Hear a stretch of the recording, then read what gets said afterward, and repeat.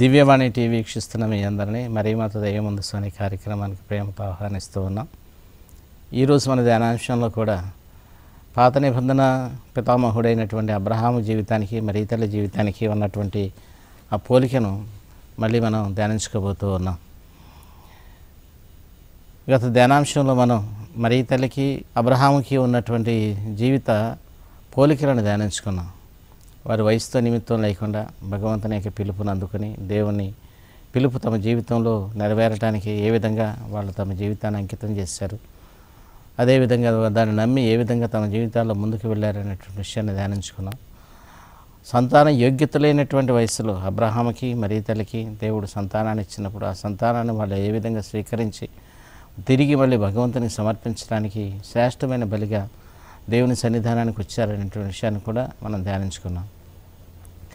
అబ్రహాము భగవంతుడు చెప్పిన విధంగా తన కుమారుడైనటువంటి ఇస్సాకుని బలిగా ఇవ్వడానికి సంసిద్ధం అవటం ద్వారా భగవంతుని యొక్క మెప్పును పొందారని, లేదా భగవంతునికి సంతృప్తిని కలిగించారని, ఆ సంతృప్తి ద్వారా దేవుడు ఆయన్ని మరొకసారి తన వాగ్దానం నెరవేరటానికి వాగ్దాన మూలపురుషుడిగా, విశ్వాసానికి తండ్రిగా, జాతులకు మూలపురుషుడిగా నియమించాడని, ఇంకొక వరాన్ని కూడా దేవుడు ఆయనకి ఇచ్చాడని మనం వింటూ ఉన్నాం. ఆ వరం ఏంటంటే ఆయన పేరును ప్రార్థించే వాళ్ళని దీవిస్తానని, ఆయన శపించే వాళ్ళని శపిస్తానని చెప్తూ ఉన్నాడు. ఆయన చెప్పినటువంటి ఈ మాటని మరి తల్లి తన స్తుతిగీతంలో జోడిస్తూ ఉన్నారు. ఏ విధంగా మన పితామహుడు అబ్రహామునికి అతని సంతతి వారికి తరతరముల వరకు చేసిన వాగ్దానం ప్రకారం తన కనికరమును బట్టి తన సేవకుడు ఇశ్రాయేలునకు దేవుడు సహాయం చేశాడని చెప్తూ ఉన్నారు. తన స్తుతిగీతం దీన్ని బట్టి అబ్రహాము జీవితాన్ని గురించినటువంటి క్షుణ్ణమైన అవగాహన మరి తల్లికి ఉన్నదని, కానీ మరీతే అబ్రహాము జీవితం మాత్రమే కాదు, వేదాన్ని గురించినటువంటి అవగాహన ఆమెకు ఉన్నది. కాబట్టి వేద సారాంశాన్ని తన స్తుతిగీతంలో ఆమె జోడిస్తూ ప్రధానంగా అబ్రహాముకి దేవుడి చేసిన వాగ్దానాన్ని గుర్తు చేస్తూ ఆ వాగ్దానం ఏ విధంగా తన జీవితంలో నెరవేరింది, నెరవేరబోతూ ఉన్నది అనేటువంటిది మనకి స్పష్టమైన అవగాహన ఇస్తూ ఉన్నది. దేవుడితో అబ్రహాముతో మాట్లాడినటువంటి దేవుడు ఎవరు? ఆయన వంశంలో జన్మించిపోయేటువంటి యేసుక్రీస్తే కదా. కాబట్టి దేవుని వాక్కు, ఆ వాక్యే అబ్రహాముని నడిపించింది, అబ్రహాముని పిలిచింది, అబ్రహాంతో మాట్లాడింది. ఆ వాక్యే మళ్ళీ అబ్రహాముకి వాగ్దానం చేసినటువంటి వాగ్దానాన్ని, ఆ వాగ్దానం తన తల్లిలో నెరవేరే విధంగా అన్ని విధాలు కూడా పరిపూర్తి చేసింది అది. కాబట్టి అబ్రహాము యొక్క జీవితం మరి తల్లి యొక్క జీవితం రక్షణ ప్రణాళికలో అటు పాత నిబంధనకి ఇటు నూతన నిబంధనకి మధ్య ఒక అనుసంధానాన్ని చూపిస్తూ ఉన్నది. ఈ అనుసంధానమే విశ్వాస జీవితంలో వారు చూపించినటువంటి ఆదర్శం మనందరికీ చక్కని ఉదాహరణగా కనపడుతూ ఉన్నది. విశ్వాసంలో భగవంతుని మార్గంలో అనుసరించడానికి వయస్సు ప్రధానం కాదు. ఇక్కడ అబ్రహాము వయస్సు ప్రధానంగా కనపడుతుందా, కౌమార దశలో ఉన్నటువంటి మరి తల్లి యొక్క వయస్సు ప్రధానం కనపడుతుందా? అక్కడ ఉన్నది ఏంటంటే దేవుని వాక్కు మీద నీకు అవగాహన ఉన్నదా లేదా? దేవుని వాక్కును విశ్వసించడానికి నువ్వు సిద్ధంగా ఉన్నావా లేదా? దేవుని వాక్కులో నీ జీవితం తరిస్తూ ఉన్నదా లేదా అనేటువంటి ప్రశ్నలకి సమాధానం మనం ఇవ్వగలిగితే అబ్రహాము జీవితంలాగే మన జీవితం కూడా భగవంతునికి సంతృప్తికరంగా ఉంటుంది.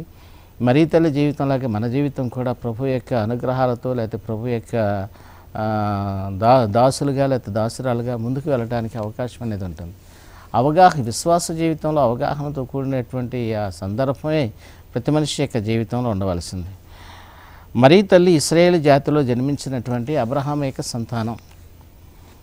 కాబట్టి మనం ఎప్పుడైనా సరే కుటుంబపరంగా లోకపరంగా ఆలోచిస్తే తల్లిదండ్రులు కానీ తాతలు కానీ మా మనవుళ్ళు మా పనిని వాళ్ళు పరిపూర్తి చేస్తారు, మా వంశాన్ని నిలబెడతారు, లేకపోతే మా గోత్రాన్ని నిలబెడతారు, మేము అనుకున్నది వాళ్ళు సాధిస్తారని తాతలు మనవాళ్ళ గురించి అనుకుంటూ ఉంటారు, తండ్రులు కూడా బిడ్డల గురించి అనుకుంటూ ఉంటారు.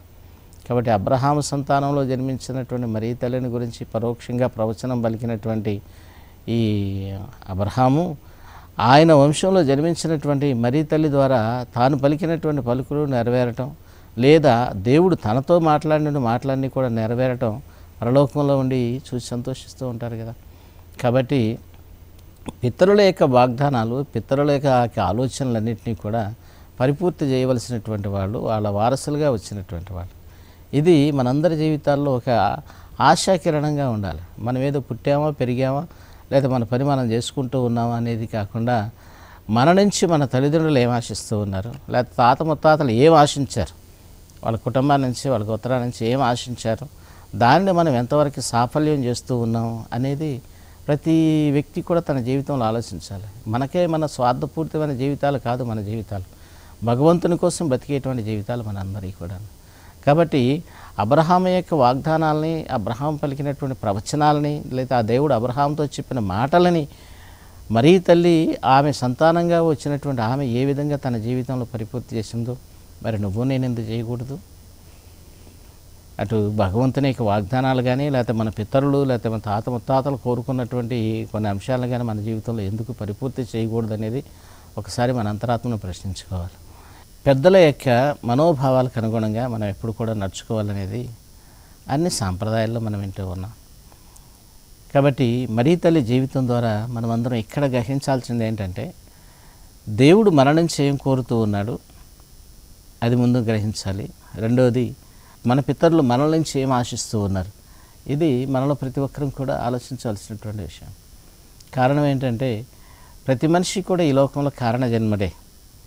దేవుడు ప్రతి మనిషిని కూడా ఈ లోకానికి తన వార్తాహరునిగా పంపిస్తూ ఉన్నాడు, తన సందేశంతో పంపిస్తూ ఉన్నాడు. రెండోది, తన పోలికగా పంపిస్తూ ఉన్నాడు.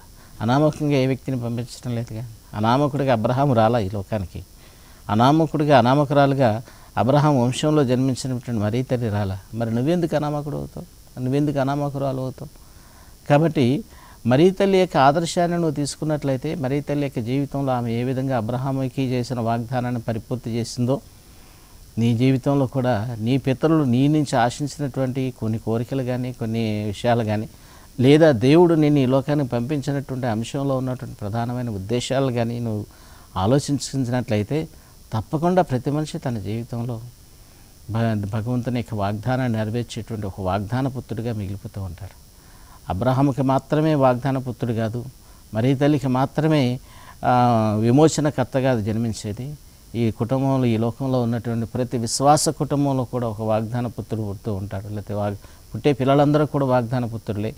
రెండవది, పుట్టేటువంటి ప్రతి వాళ్ళు కూడా విమోచనకర్తలుగానే పుడతారు అనేటువంటిది తల్లిదండ్రుల పెంపకం మీద ఆధారపడి ఉంటుంది. రెండవది, చిన్నప్పటి నుంచి మనం గ్రహించినటువంటి విశ్వాస సత్యాల మీద ఇది ప్రధానంగా ఆధారపడి ఉంటుంది.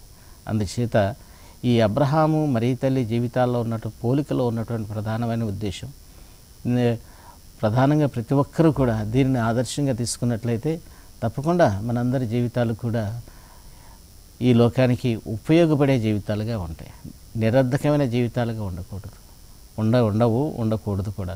ఉపయోగపడే జీవితాలుగా దేవుని యొక్క పరిచర్యని ఈ లోకానికి అందిస్తూ, రెండవది దేవుని యొక్క ప్రతిరూపాలుగా జీవించే జీవితాలుగా ఈ లోకంలో 10 మందికి కూడా ఆదర్శంగా నిలుస్తూ ఉంటాయి. ఇప్పటి వరకు మనం మరీ తల్లి అబ్రహాము జీవితాల మధ్య ఉన్నటువంటి పోలికను ధ్యానించుకున్నాం. చిన్న విరామం తర్వాత ఇదే అంశాన్ని ధ్యానించుకోవడానికి మనం తిరిగి వద్దాం.